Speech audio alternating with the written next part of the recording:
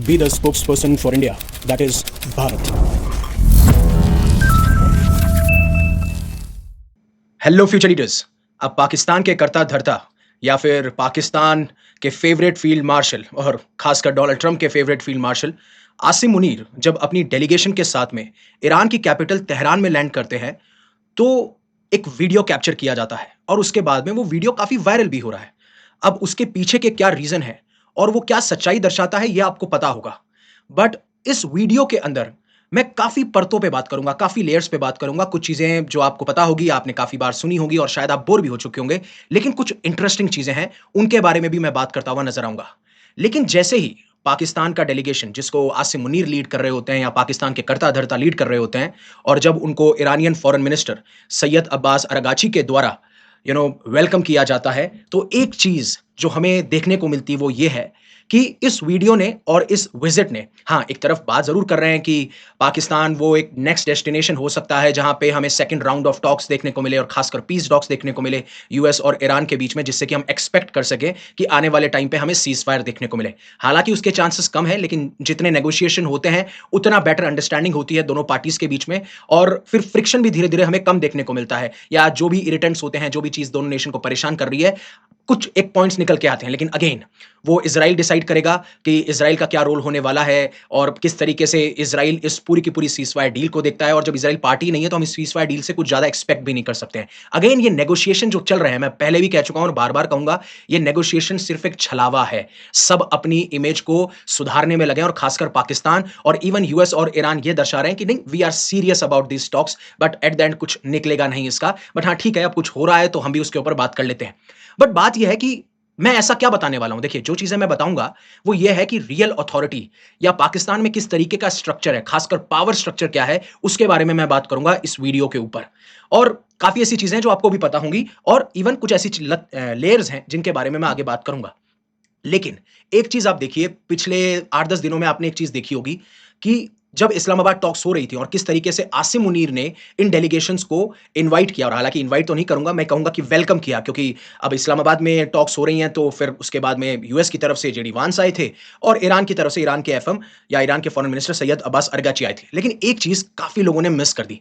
आप एक तरफ देखेंगे, आसिम मुनीर जब जेडी वांस को रिसीव करते हैं तब वो फॉर्मल सूट में होते हैं, और वहीं पे जब वो ईरानियन लीडर या ईरानियन फॉरेन मिनिस्टर को वेलकम करते हैं तब वो मिलिट्री यूनिफॉर्म में होते हैं जहां पे उनके मेडल्स और स्टार्स होते हैं, और इसे कहते हैं हम ड्रेस डिप्लोमेसी। अब इसके ऊपर बात करने से पहले मैं आपको एक बार के लिए वो वीडियो दिखाता हूं जो अभी रिसेंटली पाकिस्तान की डेलीगेशन जिनको लीड किया जा रहा है आसिम मुनीर के द्वारा, वो जब अराइव करते हैं। और ध्यान से देखिएगा क्योंकि फिर मैं इसके ऊपर आपको कुछ चीजें बताऊंगा जिससे आप फेमिलियर होंगे, and then one by one हम हर एक टॉपिक के बारे में बात करेंगे जो इस चीज से रिलेटेड है। पाकिस्तान क्यों मीडिएशन कर रहा है, क्यों आसिम मुनीर जो है यूनाइटेड स्टेट्स के प्रेसिडेंट डोनाल्ड ट्रंप के फेवरेट फील्ड मार्शल हैं, और किस तरीके की साइकोलॉजी काम करती है, वो सारी चीजें इंपॉर्टेंट है। बट उससे पहले एक बार के लिए आप वीडियो देखिए।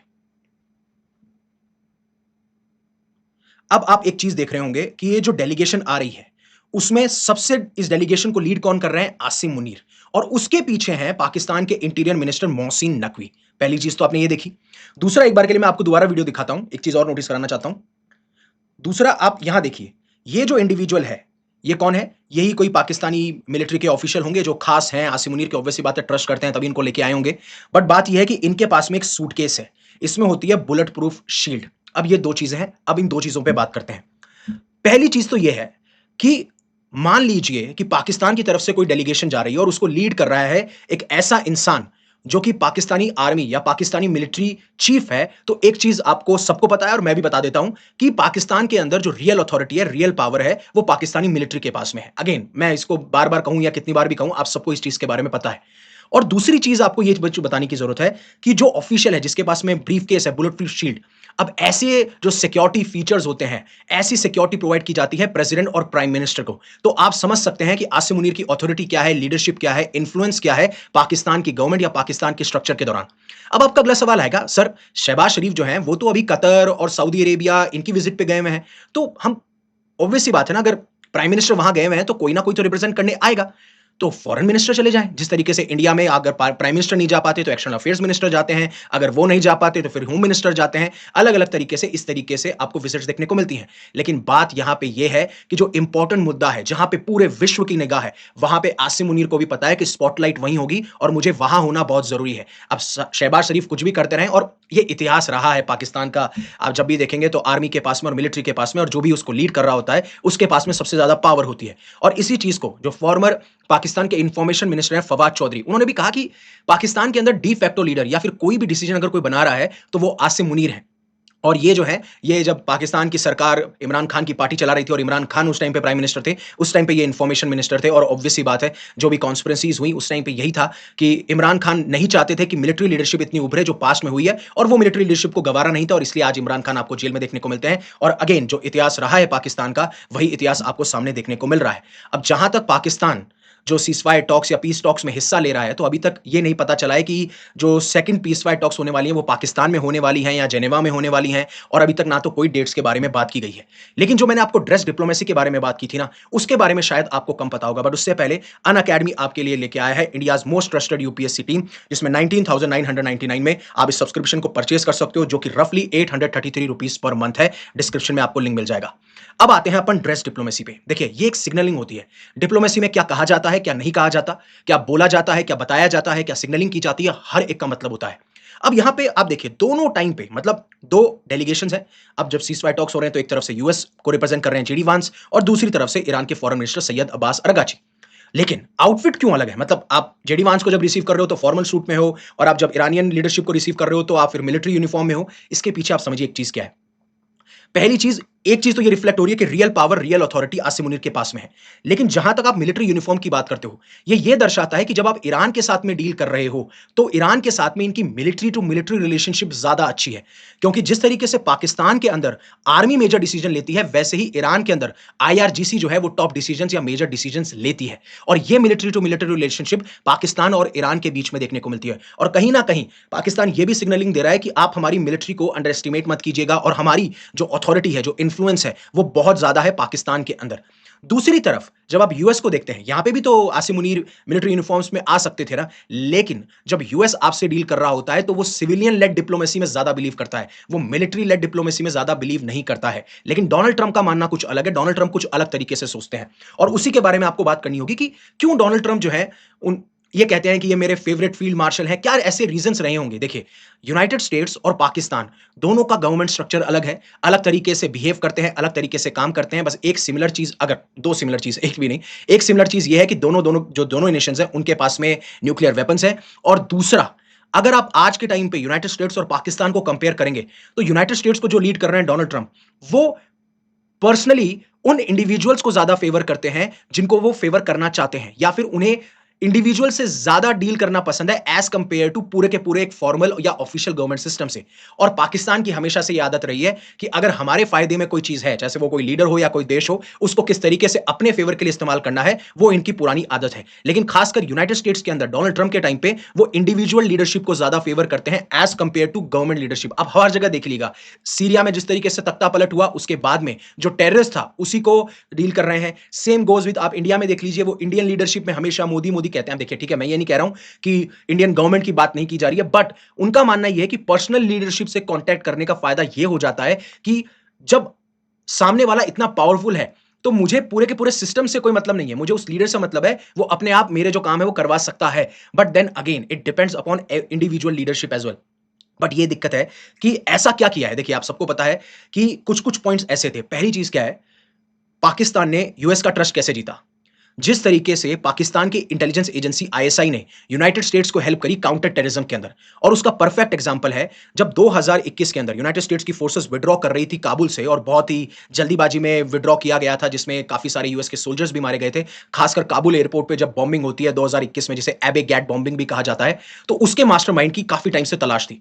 अब उस टाइम पे पाकिस्तान यूनाइटेड स्टेट्स के साथ में मिलकर जो भी Islamic state of Iraq and Syria, खासकर खुरासन प्रोविंस में जो लीडर एक्टिव था, जो कि इस काबुल एयरपोर्ट के बॉम्बिंग के पीछे रिस्पॉन्सिबल था, उसको पकड़वाने में हेल्प कर देते हैं। और वहां से ये जो ट्रस्ट है वो शुरू होता है, क्योंकि यूनाइटेड स्टेट्स को भी ये दिखाना है अपने नेशन को कि पाकिस्तान हमारे लिए कैसे यूजफुल है, और पाकिस्तान को भी यूनाइटेड स्टेट्स की जरूरत है, क्योंकि बाइडेन एडमिनिस्ट्रेशन के टाइम पे पाकिस्तान को बिल्कुल इग्नोर कर दिया गया था when it comes to US policies, खासकर अगर आप यूएस पाकिस्तान रिलेशनशिप को देखेंगे।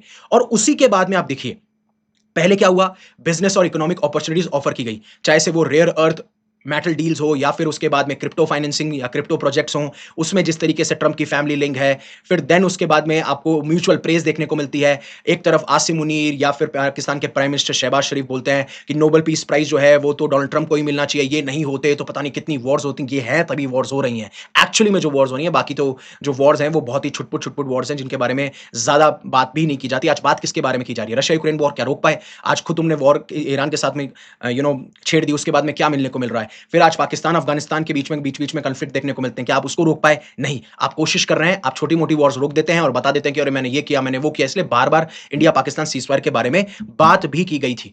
लेकिन आपको ये चीज समझनी पड़ेगी, पाकिस्तान इतना डेस्परेट क्यों है? जब मैं बात करता हूं कि यूएस और ईरान के बीच में सीजफायर हो जाए, पीस टॉक्स हो जाए, अब ये वॉर आगे ना खिंचे और एक बार के लिए हम कामयाब हो जाएं, देखिए उसके पीछे रीजन समझिए। पाकिस्तान बिल्कुल पूरी तरीके से ट्रैप है।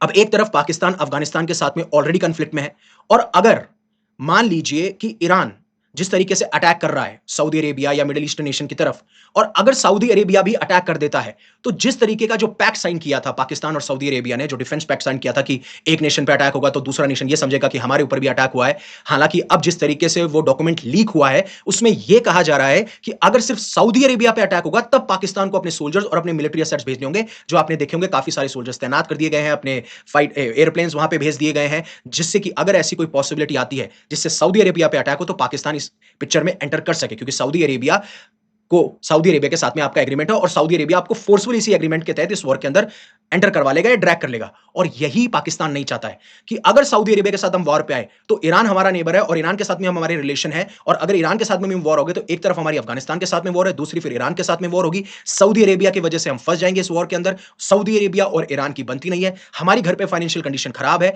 तो वो चाहते हैं कि ट्रूस जल्दी से जल्दी हो, जिससे सऊदी अरेबिया भी नाराज ना हो। सऊदी अरेबिया ने जो हमें प्रॉमिस किया है कि वो हमारी फाइनेंशियल हेल्प करेगा लोन रिपे करने के लिए, खासकर जब यूएई प्रेशराइज कर रहा है पाकिस्तान को कि हमारा $3 बिलियन का डेट दे दीजिए, और खासकर अब पाकिस्तान ने यह भी बोला है कि हमें $3 बिलियन सिक्योर कर रहे हैं हम सऊदी से। और इवन आज न्यूज आती है कि पाकिस्तान को $2 बिलियन की फंडिंग मिल चुकी है सऊदी अरेबिया से, बाकी $1 बिलियन की अगले हफ्ते या अगले 10 दिनों में मिल जाएगी।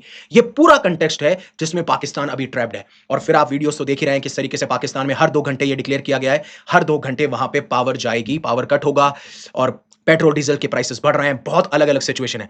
देखिए इस पूरे की पूरी चीज में हो सकता है काफी इंफॉर्मेशन आपको पता भी हो, काफी इंफॉर्मेशन आपको पता भी ना हो, लेकिन इस कंटेक्स्ट में इन टॉपिक्स के बारे में बात करना बहुत जरूरी है। अगर आपको अच्छा लगा हो, कंटेंट पसंद आया तो प्लीज सब्सक्राइब कीजिएगा। Thank you very much for giving me your precious asset, that is your time. Stay safe, stay happy, take care. Jai Hind, Jai Bharat, and always remember one thing, live in such a way that universe will be proud of you.